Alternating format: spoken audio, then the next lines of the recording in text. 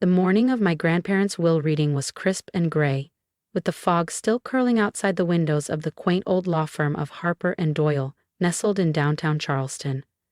I sat quietly in a worn leather chair near the fireplace, watching my cousin Daniel pace the room like he was already king of the castle. And honestly, he probably was. Eliza Monroe? The lawyer's voice brought me back. I nodded. I was 35 and bracing myself to hear, officially, how little I mattered to the people who raised me. After all, Daniel was always the golden boy. Mr. Doyle, a small man with tired eyes, cleared his throat. To our grandson Daniel, for his unwavering loyalty to the Monroe family legacy, the list began. A beachfront property on Sullivan's Island, the antique car collection, majority ownership in Monroe Shipping, a trust fund that would make anyone's head spin. Daniel flashed a smug smile in my direction. And to our granddaughter Eliza, Mr. Doyle hesitated, we leave the oil painting Whispers of Ashwood, currently hanging in the library. Silence. Daniel chuckled under his breath. A painting? I asked, barely audible. That's all? It was your grandmother's favorite, Mr. Doyle said gently. Daniel came over, clapping a heavy hand on my shoulder. Hey, maybe we can find you a spot in the dockyard offices. You'd like that, right? I stood, shaking him off. The Monroe fortune, built over a century, was now entirely his. All I got was a moody painting from a dusty old library. Still, I'd always found something strange about it. A shadowed forest, odd symbols buried in the brush. I glanced back at Mr. Doyle. That's it? I asked. He nodded. You must retrieve it within 5 days. Without another word, I left. Nina had been more like a mother to me than my actual one ever was. As the longtime housekeeper, she was the one who tucked me in when I had nightmares, who remembered my birthdays when my grandparents didn't. She helped me gently lift Whispers of Ashwood from the library wall, wrapping it in an old quilt she'd kept from my childhood. Your grandmother used to stare at this for hours, she said softly, especially those last few weeks. She said anything specific? I asked. Numbers, patterns. We all thought the illness was getting to her. I looked closer. In the dim light of the library, the geometric shapes in the painting seemed to hum with life, lines shifting, angles morphing the longer I stared. Were there numbers hidden in the brush? Nina nodded, her fingertips lightly tracing a triangle nestled among painted branches. She'd follow these shapes with her fingers, over and over. Mr. Monroe hated it, said it was nonsense. That night, back in my tiny rental above an old bakery on Queen Street, I hung the painting in my living room.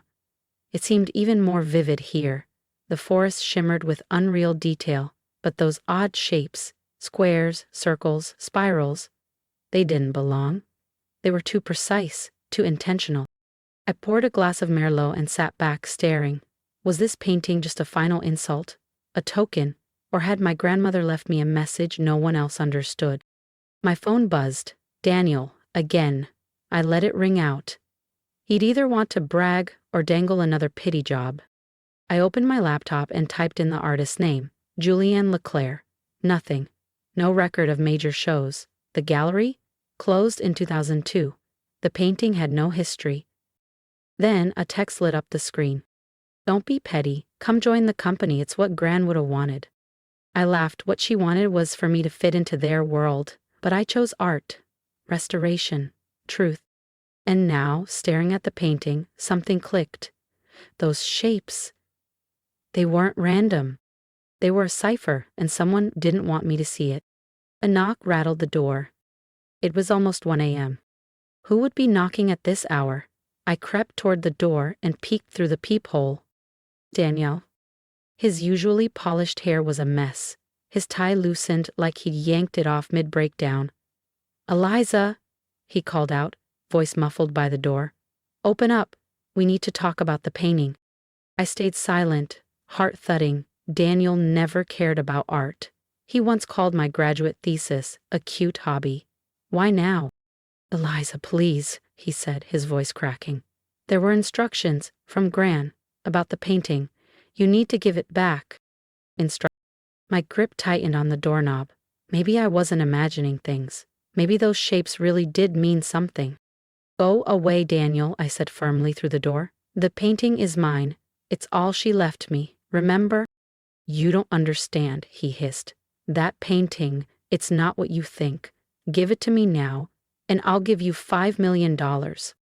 I froze. $5 million? From a guy who scoffed at it earlier? That meant it was worth a hell of a lot more. I heard the jingle of keys. He still had a copy from when I'd been sick last year. Panicking, I grabbed the painting off the wall and ran to my bedroom, slamming the door shut just as the front door creaked open. Eliza, his voice boomed. Where is it? Where's the painting? I clutched it close. In the soft glow of my bedside lamp, the shapes almost shimmered. Then I saw it. Something I hadn't noticed before. The angles and lines weren't random. They formed numbers. Coordinate. Eliza, the doorknob jiggled violently. Open this door right now. Ignoring him, I turned the painting over. The frame had a gap, barely noticeable unless you were looking for it.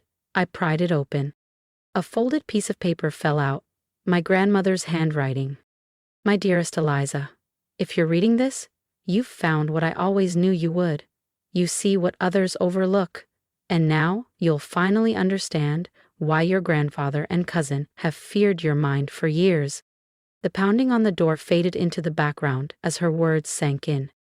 The numbers are more than shapes, they're coordinates, passwords, proof of everything they stole, my inventions, my patents, my life's work.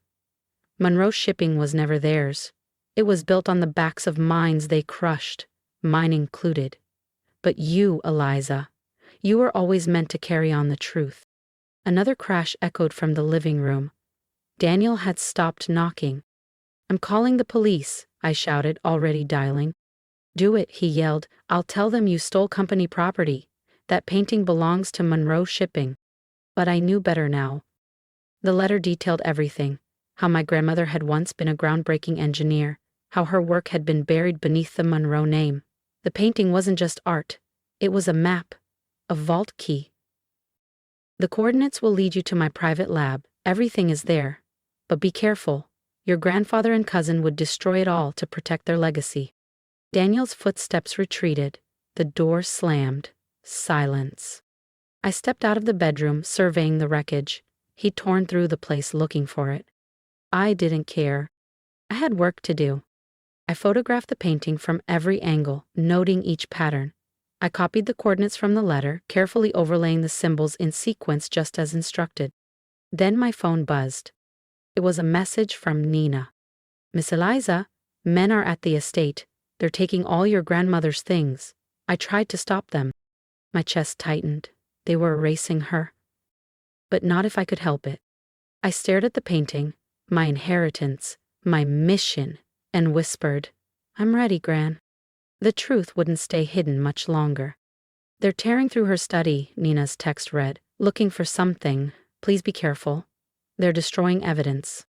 I didn't have time to waste. The coordinates from the painting pointed to a remote spot in the Berkshires, about a 3-hour drive from Charleston. In her letter, my grandmother wrote that she'd bought the land decades ago under her maiden name, Addison, hiding it from both my grandfather and Daniel. The lab is underground, she'd explained. It looks like an old storm cellar, but the access panel is hidden. Use the first number sequence to get in. I packed fast. My laptop, the painting wrapped in blankets, a few clothes, and her letter.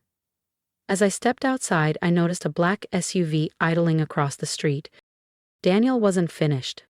The SUV tailed me for over an hour, always a few car lengths back. I detoured through back roads, even doubled back once, finally losing them near the Massachusetts line. By the time I arrived at the coordinates, the sky was pink with sunrise. The land looked deserted. An aging farmhouse swallowed by ivy and weeds slouched beside a field of wild grass. But as I walked the perimeter, clutching the painting, I started to recognize the patterns. Trees, stones, even the slope of the hill. Everything matched the strange geometry from the painting. And then I saw it. A rusted storm cellar door, barely visible under vines. I brushed them aside, revealing a keypad tucked into the soil. I entered the first code.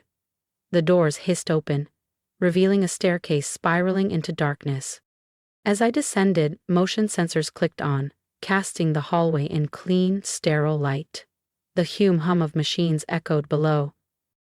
At the bottom was a second keypad. I keyed in the next sequence.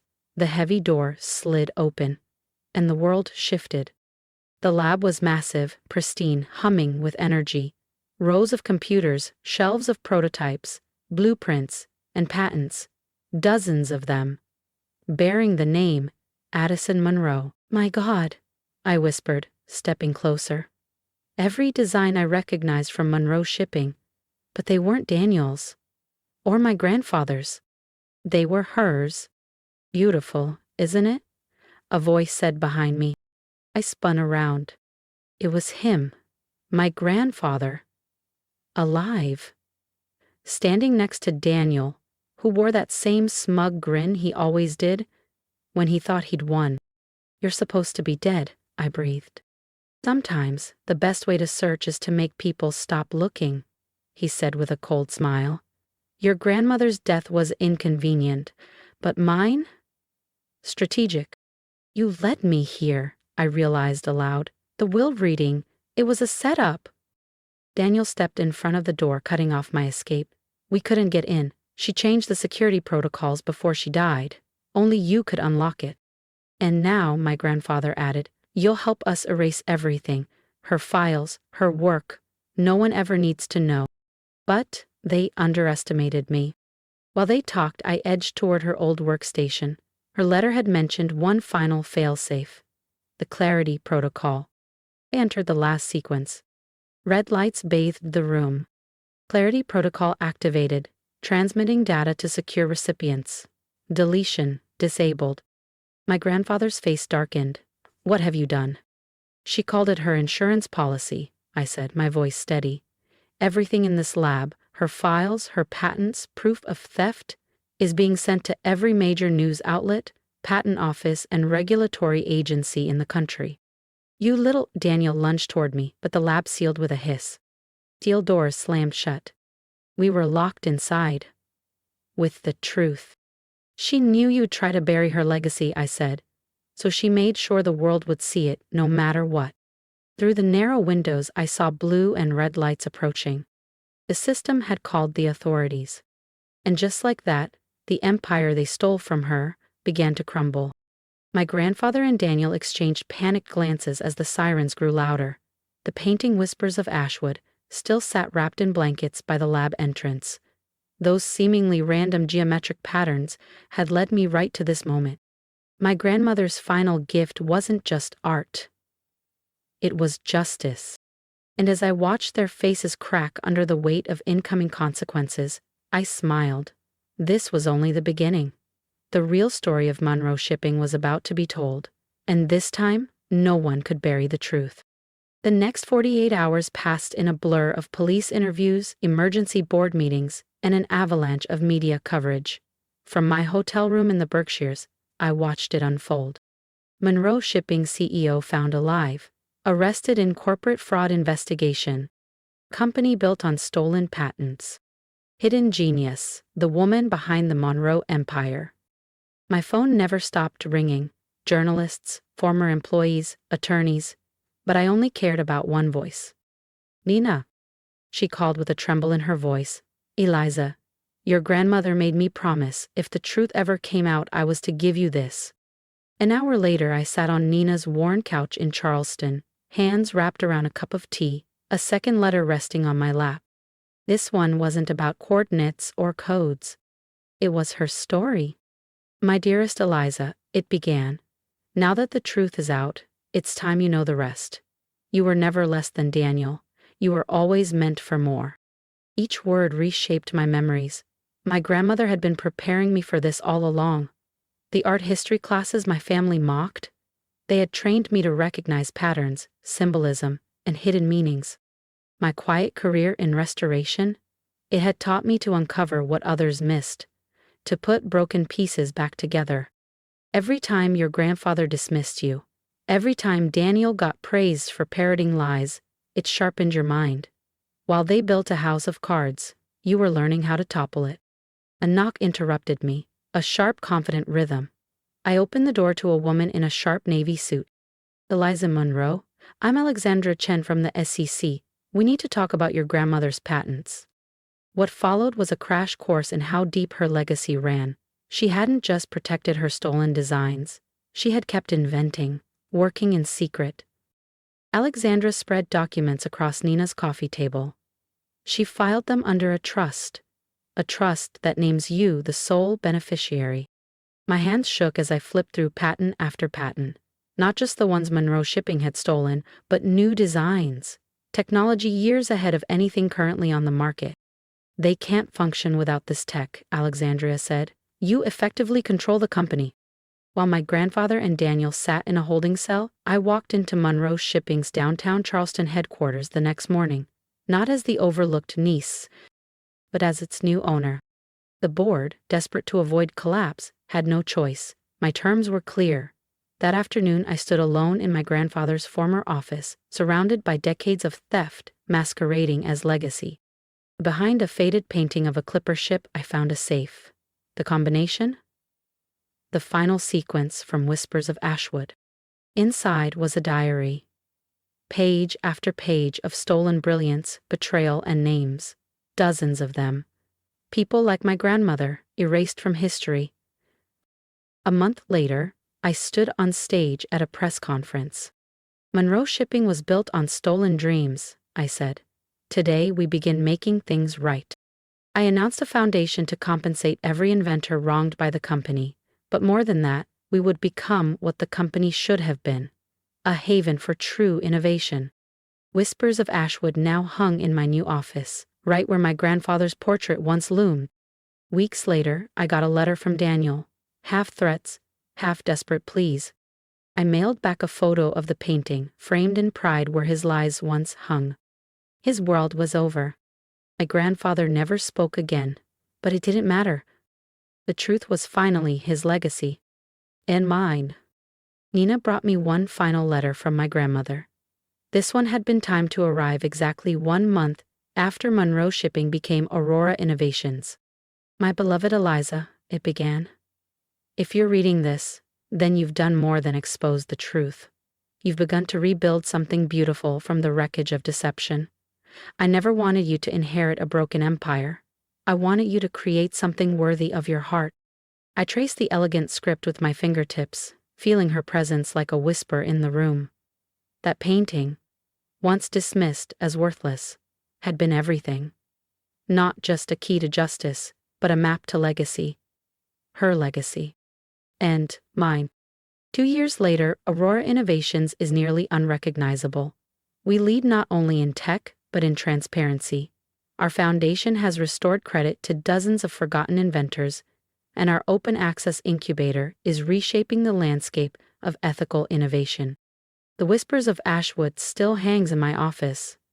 The strange shapes within it are now a familiar comfort. Some nights I could swear they shift subtly in the lamplight, like she's still there, sending me new puzzles to solve, new truths to uncover. But the greatest truth was always there. Success built on deception will collapse, but truth, no matter how hidden, endures. Daniel was released last week. He sent a message asking to talk about healing, about family. I haven't answered. Some patterns, I've learned, don't need restoring. At our annual innovation fair, I presented an award to a young woman whose fire reminded me of my grandmother. Brilliant, overlooked, and fearless. As she held the trophy, I caught a glimpse of the painting reflected in the glass. The shapes inside shimmered faintly, and I knew the painting hadn't just led me to justice, it had led me to purpose. If my story moved you, I'd love to hear from you. Leave a comment, tell me what you think, what part stayed with you, or even what you would have done in my shoes. Your voice matters. And if you've ever felt overlooked, underestimated, or silenced like I once did, let this be your reminder. You are not powerless. Truth has a way of rising if you're willing to follow the patterns. Don't let fear or doubt keep you from stepping into your own purpose. Stand up, speak out, and never be afraid to rebuild something better from the ruins of the past.